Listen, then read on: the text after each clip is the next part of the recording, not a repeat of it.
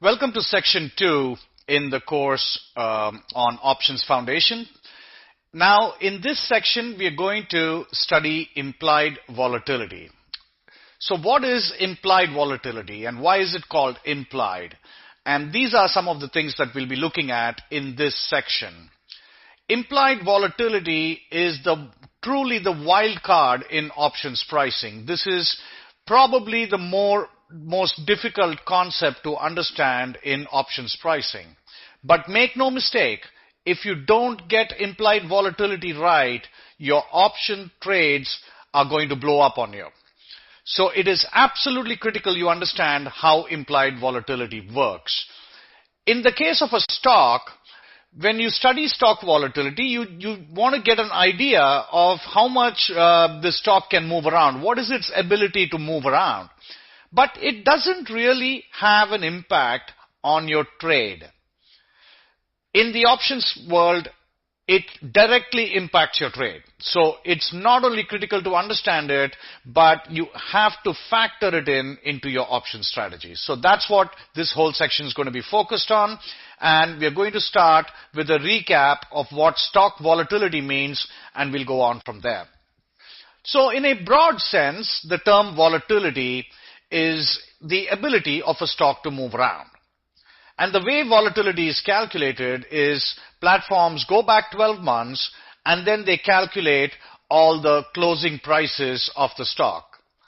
And then it's plotted on a statistical standard deviation graph, and then it calculates what the one standard deviation is. And so you'll generally see a bell curve where 68% of the time the stock is trading within this one standard deviation range. So it could be one standard deviation on the upside and one standard deviation on the downside.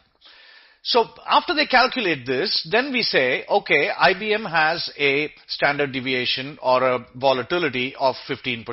So if IBM stock is at $200, in general, 15% up or down is its one standard deviation range. So we can say something like 68% of the time, IBM trades between 170 and 230. The 170 and 230 being the plus one standard deviation and minus one standard deviation range.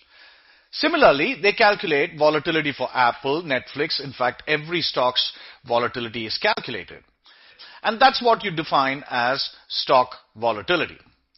But when it comes to options, we need to know a little bit more, because bear in mind, options have a fixed time period. So it's very important to understand within the next 30 days or within the next 60 days how much this option or this stock is going to move around, because that has a direct impact on the strike prices that you choose.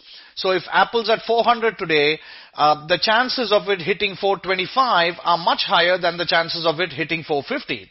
But if IBM was also at 400, what are the chances IBM will hit 425 or 450 or whatever the case might be? This is going to be different for every stock because every stock moves around differently. So because there is a time limit on options, the volatility of the stock has to be factored into the options price. Because as an option seller, you're very concerned, okay, is this stock going to hit the strike price where I'm selling my option? Because that is your primary concern. And if there is a chance, then you want to make sure you're receiving enough premium to take that risk. So that's really the key as to why the volatility is important, because from the point of view of a seller of an option, he wants to make sure that he is being adequately compensated for the risk that he's taking. So the best way to understand implied volatility is we go back to our real estate example. So let's say this $1 million house was in California. And in California, as we all know, real estate market is very volatile. Its standard deviation is 20%. So in an annual range, the price of this house can go anywhere from $800,000 to $1.2 million. And so we priced a 60-day option to buy this house in California. Now, let's say that same or a similar house which is worth $1 million, is now in Mississippi, where the real estate market is very stable. The one standard deviation range is 2.5%. So a one standard deviation range typically would mean that the price of the house would fluctuate between $975,000 and $1,025,000. And let's say we had to price the same 60-day option for this Mississippi house. Do you think these two options are going to be priced the same? Well, intuitively, you know it's not.